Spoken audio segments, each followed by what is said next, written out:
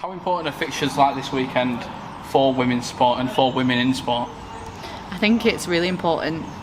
There's not, when you say like Richard, for example, is the first player in the EFL to become an ambassador, I think not many people would know that, and I think it's just not in the forefront. I think it's really important to bring these forward and make it just known to people. Like I say, I think having fixtures like this will sort of bring women into the game and just get a talking point and just make it become kind of more normal and more everyday, which I think it will be.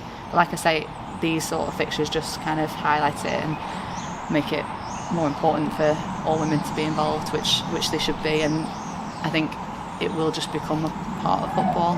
And it's not just about women that play football, which we'll touch on a little bit because you've obviously got your past playing in football, but for sort of women fans or girls that come in to watch the game, and for you in particular being the only female member of backroom staff, what's your journey been like up to this point in terms of sort of the general thing and the way you've been sort of trained?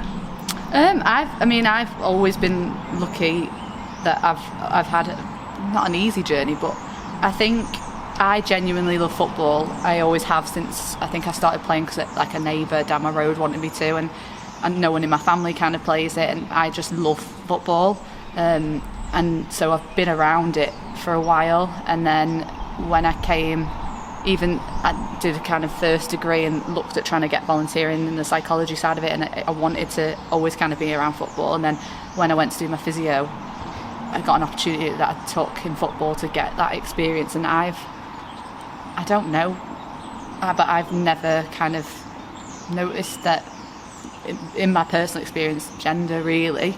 I've always just got on with whatever I'm doing, so I've had, I say, quite a fairly easy journey. I think, like I've mentioned, like that love for football, it's always just sort of come first, and then I think in terms of personality, I obviously get on with everyone quite easily, and I think when we're all working at the same objective, gender's kind of irrelevant. It's just what is, getting that 3 points, getting promoted, all those sorts of things. So yeah, I've always, like, luckily, I'm sure there's people that have had other stories, but I've genuinely, maybe I'm just lucky in that the people I've worked with, I've kind of come more from an academy background and then non-league, but everyone that's unfortunate enough for various reasons to have been 4 different managers that with the team that I was with last season, and each one that came in, that you're thinking it's going to start again, is it, but I've whether or not I'm lucky or work well, but I've always got on and had a great sort of working balance and got on well with everyone, so yeah. Definitely a good sign that it's, we're not experiencing what has been before. And we mentioned before that you obviously play yourself and you've played a lot.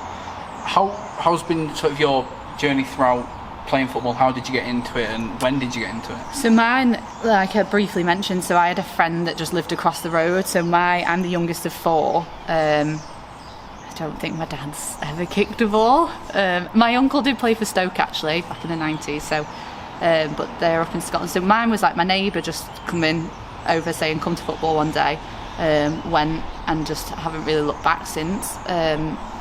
Joined my local football team, and then I've stayed, like, this is my 20th season with my manager, so I've just sort of always played. Obviously had a few sort of injuries over the last every year now. I'm getting to the point where I'm not signing on again, I'm 30, but then kind of fitness wise, pre-season I'll be like, right, if I still get top, like, I'll carry on, and I have, and it's just been, like I say, like you blink and it's actually, this is my 20th season, like with Southport and with the same manager, so it's just my escape. Like, I've always had it. I think I got to the point kind of COVID where I thought, when we couldn't do it, I thought like maybe this is my time to kind of stop, but actually you don't realise how sort of ingrained it is, and that sort of escape that football gives everyone. If you're in a good mood, if you're in a bad mood, it helps it. And I think it's just a great like you say, it's a great game. Obviously the stresses and stuff and the highs and lows that come with it, I think it's good to have in life, because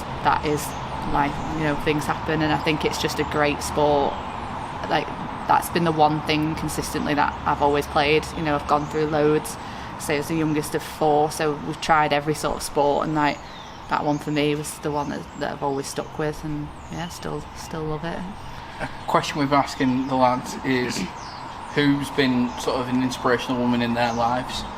Okay. I've got that question for you, so I want you to answer that, but I also want to ask you, do you feel like you're helping in terms of inspiring other people? Because from a perspective, like I said before, you're the only sort of female backroom staff here, and more campaigns like this, it just shows how sort of important it is. Yeah, I mean, I'd like to hope so. I'd like to hope it's inspiring. Like, it's a great job to work in. If you love what you're doing, then it doesn't really feel like work. I have come from like an NHS background, and I love that too, and I'm really grateful to it. But sometimes when I think about going back to it, and I think, drawing that curtain, like a lot of it, it's not work. And seeing like the wins when you see that person get back onto the pitch, like it's great. So I like to hope that if someone was watching me, that they come to me and ask me, and always be helpful to everyone. But so I like to hope that I would kind of inspire, because it should be. I don't know. You should. Like I say, I don't feel like gender really comes into it. I think it's definitely played a part when I think back to sort of applying for things. Probably having like on paper, I'll meet all the person spec.